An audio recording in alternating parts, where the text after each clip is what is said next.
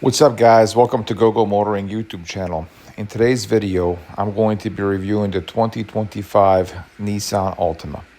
This is the sixth generation of the Nissan Altima that has been in production from 2019. There are several different trim levels available. This is the entry-level trim, I believe the S, that comes equipped with the front-wheel drive.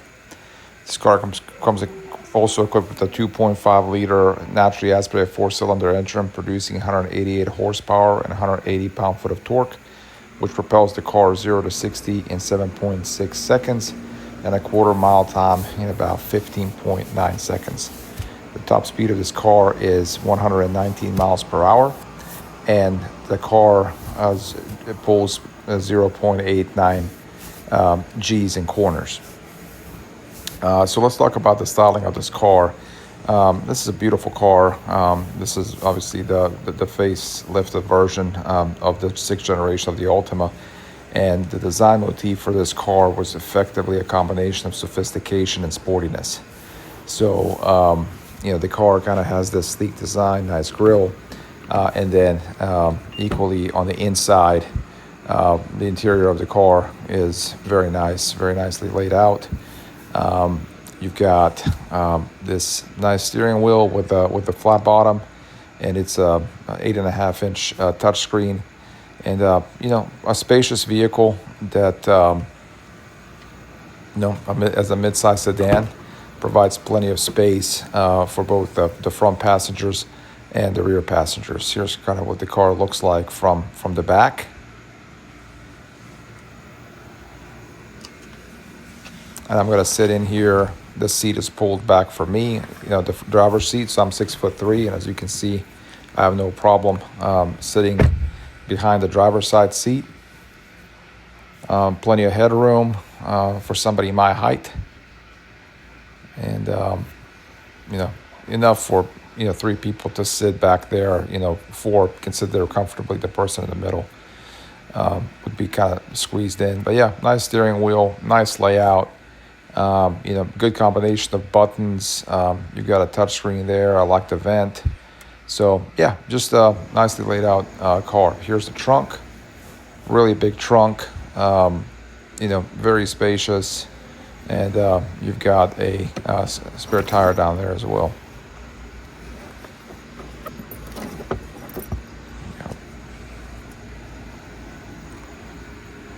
I don't see any sort of one of those lift gates or push button gates that enables you to lower the roof automatically.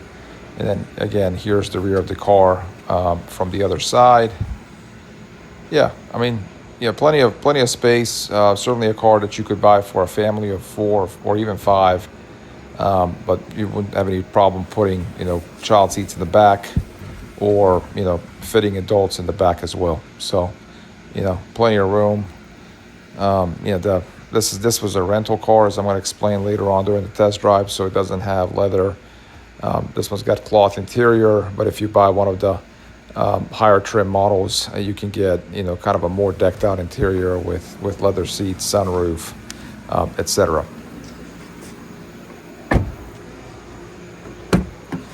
Yep. Here's the view from the passenger side. Love that vent on the right. That looks pretty cool. I like the interior design of the car. The materials are not necessarily the best, and we'll talk about that during the test drive, but still pretty good.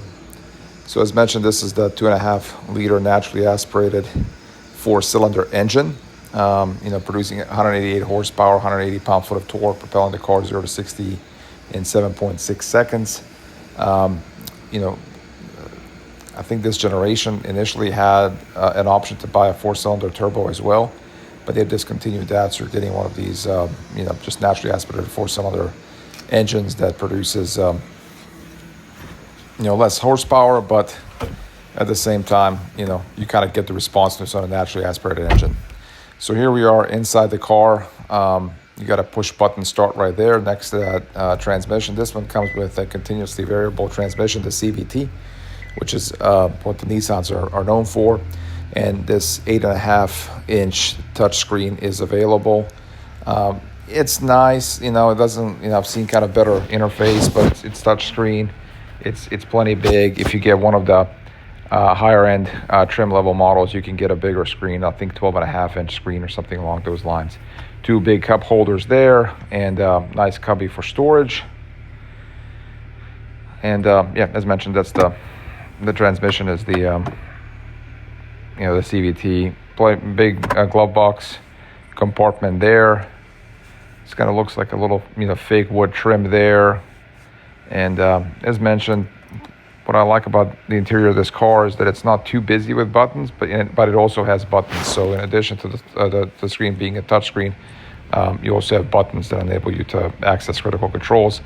A nice display here. You've got a rev counter on the left. You got the speedometer on the right, and just some digital displays in between those two.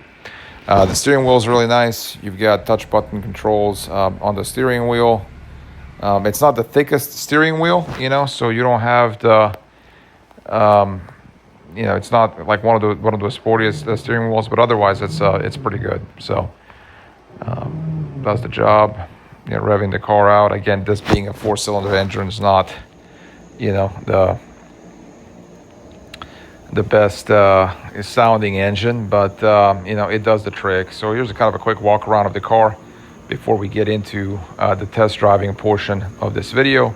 And during the test driving portion of this video, I'm going to answer the question of whether this car is in fact a sports sedan. Because if you look at all the Nissan commercials, they always, whether it's an Altima or a Maxima, they always advertise these cars as, sporty vehicles, almost like Japanese BMWs.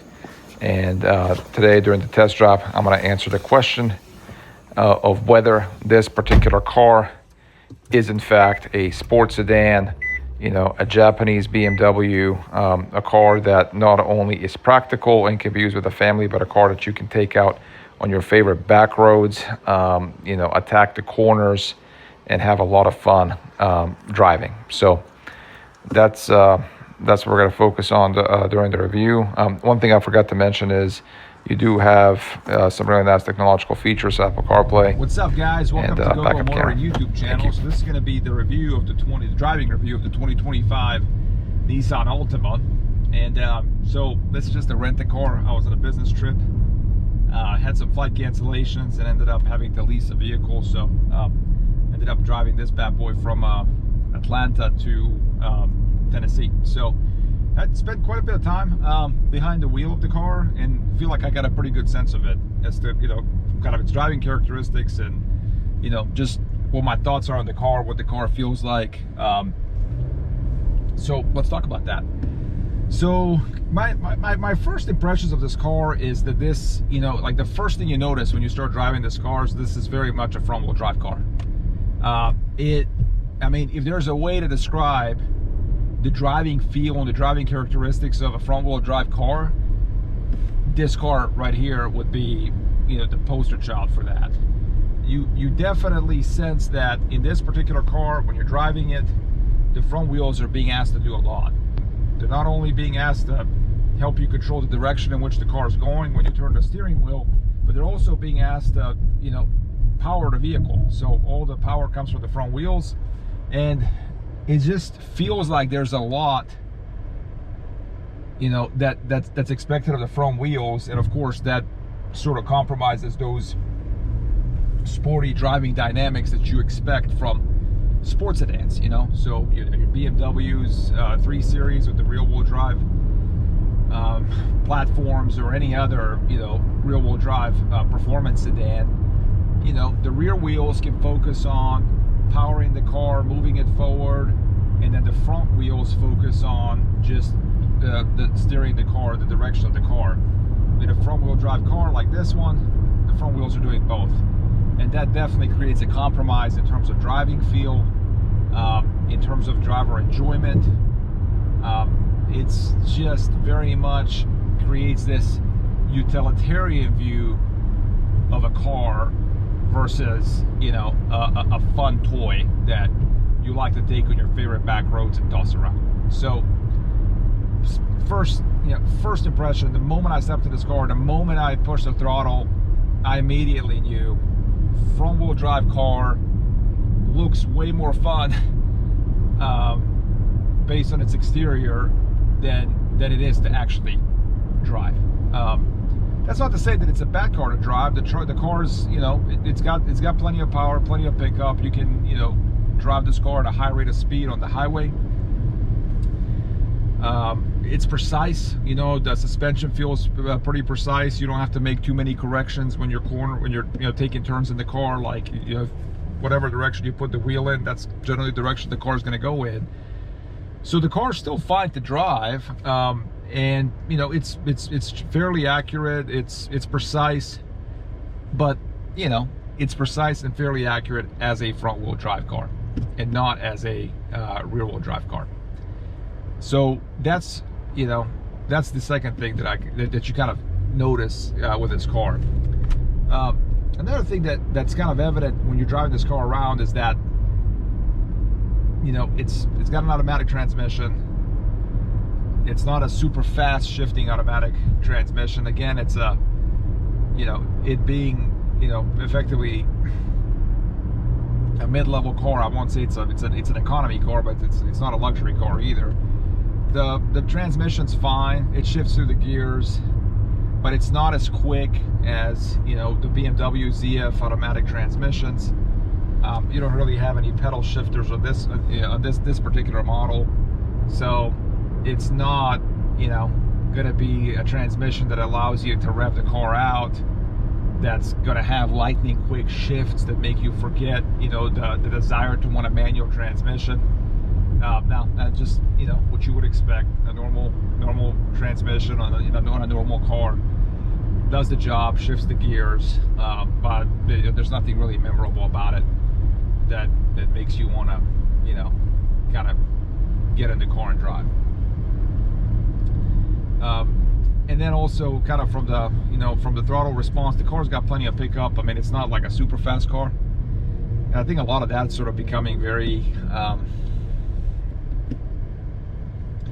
you know, with electric vehicles everywhere, just kind of the perception of speed and what's considered quick has been so ridiculously shifted, and the expectations are so different than they used to be 10 years ago. So, you know, it's got decent pickup. It's not going to win any drag races, and frankly, I think a lot of internal combustion cars are not going to win any more drag races with all these electrical vehicles running around. The other thing that I've noticed, you know, kind of driving around this car is, like, you know, from a technology basics, you know, it's got your touch screen, it's got your backup camera, but, you know, just some of the things that you get in those luxury vehicles, you know, like my Mercedes, yeah, you get a backup camera, but you also get a bird's eye view, for example. You also get sensors that tell you, like, hey, you know, you're about to hit something.